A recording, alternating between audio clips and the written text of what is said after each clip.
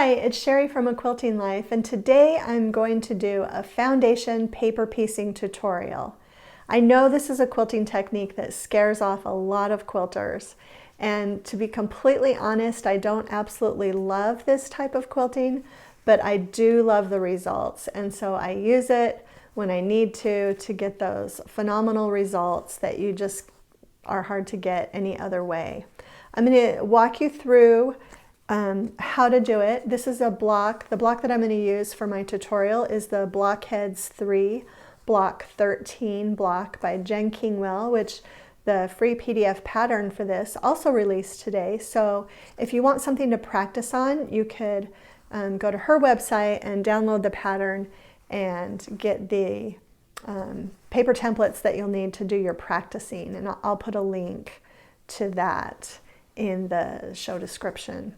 Okay, let's get started, and I'll show you how to do foundation paper piecing. Okay, so we're going to learn how to foundation paper piece today. What you'll need to get started is your foundation paper piece patterns, and I've printed off the ones that I'm going to use for my demonstration today, and you'll notice that I've also labeled them. I'm going to teach you how to use this technique today by using this section of my quilt block. And I'm referring to it as orchid because it has these orchid flowers throughout the fabric. So this is orchid and this is light, and I've labeled my foundation patterns orchid light in the order that they need to go in. And if you were making this block, you would need to make 4 of those units. So I've got them all labeled. There's a separate unit that you use for this section of the block. And I won't be demonstrating that today in my tutorial, but it's the exact same process. Okay, some supplies that you'll need to get started. Of course, you'll need a pencil to label your pieces. You will need regular scissors to cut these apart. You will need a rotary cutter. A lot of people really like to use a seam roller so that they can do some of the pressing at their seat, maybe without going over to the iron every time. I also know people who really swear by just using the seam roller and not even using an electric iron for their pressing. I do use an iron for mine. Tools that also make this a lot easier are the add an eighth ruler or the add a quarter. It's kind of your preference. I like the add an eighth better. It gives you a little bit less of a seam allowance here and makes it less bulky. But they have these little lips that I'll be demonstrating in a minute that make it easy to trim your blocks. Okay, so this method does also, I should note, use a little bit more fabric. I feel like you waste quite a bit of fabric using this method, but again, you get phenomenal results. So you'll want to start out with some pieces of fabric from the colors that you're going to be using for your block. Before you get started also, make sure you lower your stitch length to about a 1.5. It makes it so much easier in the end to tear off the paper. And one thing, it makes the paper tear off easier, and another thing is that you're less likely to stretch your fabrics. You'll notice that this completed block, I actually leave all the paper on until I'm ready to set it into a quilt, except for in the seam allowances. I will just remove one really quickly just to show you though. Because I shortened that stitch length, that paper just really removes easily. So it's not hard. But I am going to leave the rest of these papers on until I'm ready to put this block into my quilt. Okay, so let's get started. So you're going to take your foundation paper piece, and it really makes it easy because when people write foundation paper piecing patterns, they number them. So this is B1, B2, B3, B4. So it gives you the order that you're going to sew in. So the first seam that you're going to do is the seam between 1 and 2. Okay, so you can always remember that that's your first seam, is the dark line between 1 and 2. We're going to work with our foundation paper pattern up, and we're going to put our fabric wrong sides together with it. Okay, so this is the wrong side of our paper. It doesn't have any printing on it. This is the wrong side of our fabric. Those two are going to go together. And what you're going to want to make sure is that your fabric completely covers the B1 section on the paper. And in fact, you want it to kind of extend quite a little bit away. Then you can kind of do a rough cut just to get that out of the way. And I'd even say you could, do a rough cut there. You're going to want it extra big, but again, just kind of rough cut, make sure that's completely held together. Now, the line that you're going to be sewing on is this dark line right here between B1 and B2, like I mentioned. And so you're going to put your background together with it, right sides together. Mine doesn't really have a right or a wrong side. But you're going to kind of eyeball where that seam is. So, and some people like to use a light table, and other people just like to kind of hold it up to the light. That's what I do. If you hold it up, you can kind of see a shadow through the paper of where the top of your other piece of fabric is. Another thing that you can do is you can fold your fabric down. So I'm kind of bending it along that seam line, and I can tell that, okay, I'm in good shape because this fabric is extending beyond that seam line. So I'm going to stitch that seam. You want to back stitch at the front and back stitch at the end. And I'll go over to the machine and do that, and then I'll come back and show you our next steps.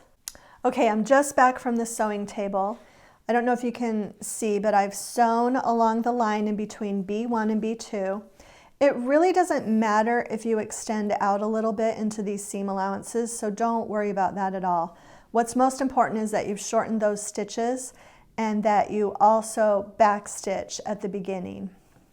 Okay, so my paper was right side up. It was next to the wrong side of the paper was next to the wrong side of the first fabric, and the two fabrics were right sides together. Okay, so what I'm going to do now is I'm going to trim, because we don't want all of this bulk on the back of our block. So I'm going to fold my paper back along the seam line. You want to be careful not to tear it off, but these two fabrics can be trimmed now.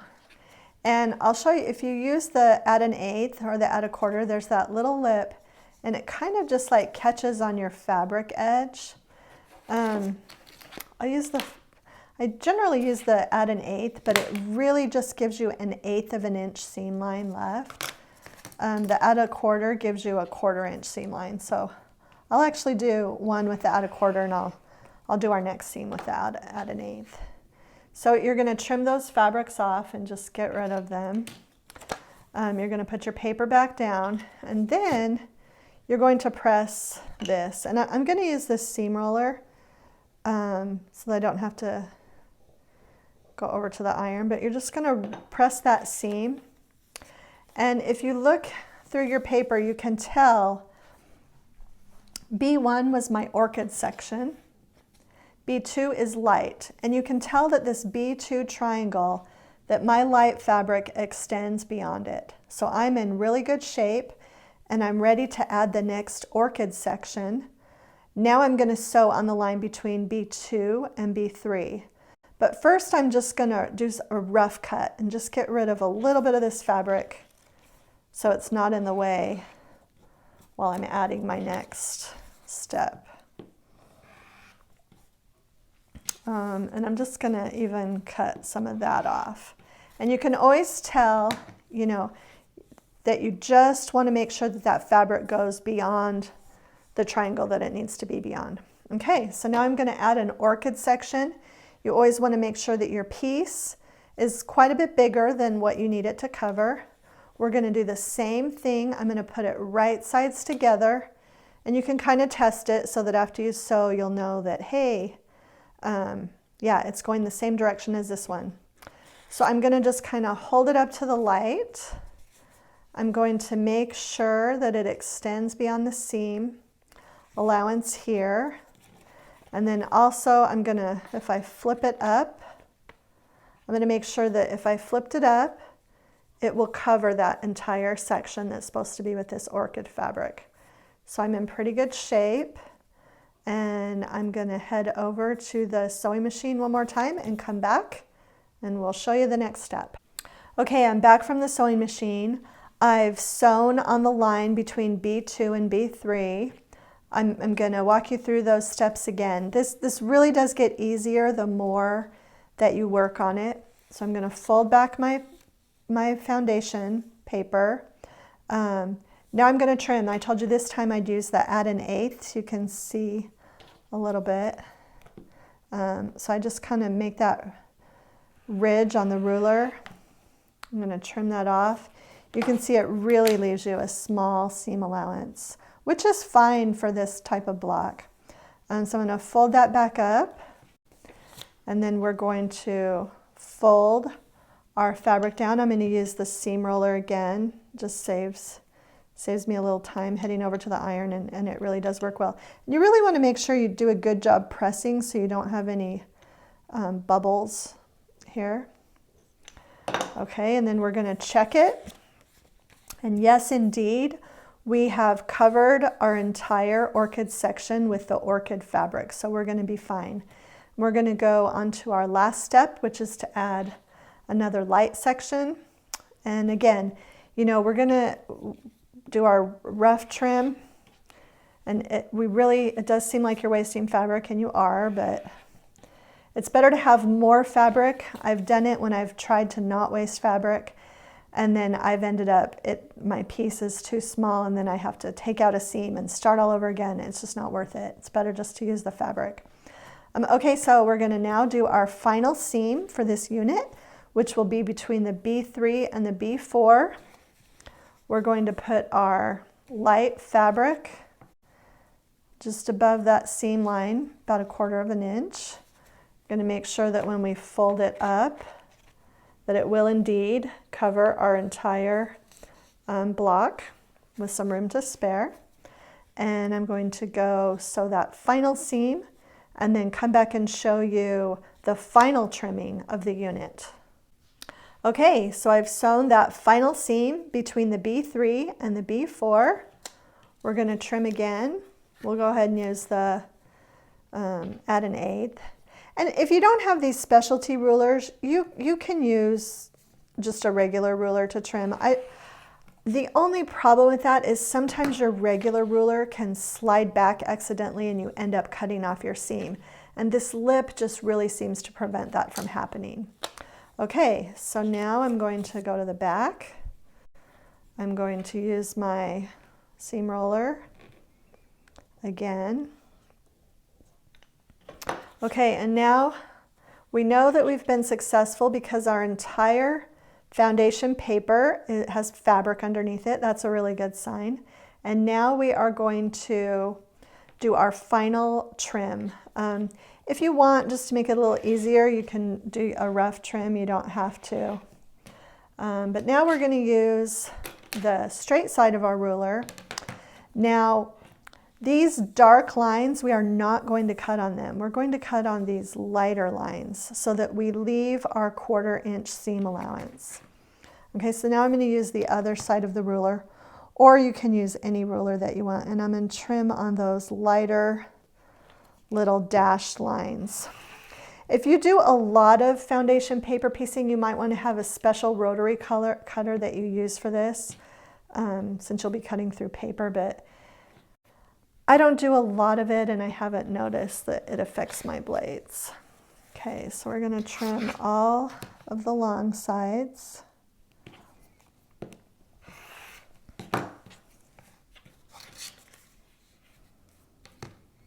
This is when this block really starts to get fun, and you see all this work pay off. Okay, now there's a few little notches here on both of the ends. I'm just going to trim those with my rotary cutter. You could use a ruler for that too. I usually just eyeball these. Okay, so I've trimmed, and then this is when it gets really fun, and you turn over and you see that you've got these, you know, perfect, a perfect unit. So this is the unit that I've made. Your seam allowances are there. When you go to sew this unit to this unit, you'll be sewing along that seam line. Some people pin. I don't really pin. I just try to make sure everything's lined up really well. And I told you to leave all the papers in until your entire block is completed, and that is just a really good way to keep these from stretching, because a lot of these edges are bias and you don't want them to stretch. So anyway, that's foundation paper piecing. It takes a little bit of extra time. It uses a little bit of extra fabric, but it helps you achieve really beautiful results. I hope you enjoyed this video tutorial on foundation paper piecing.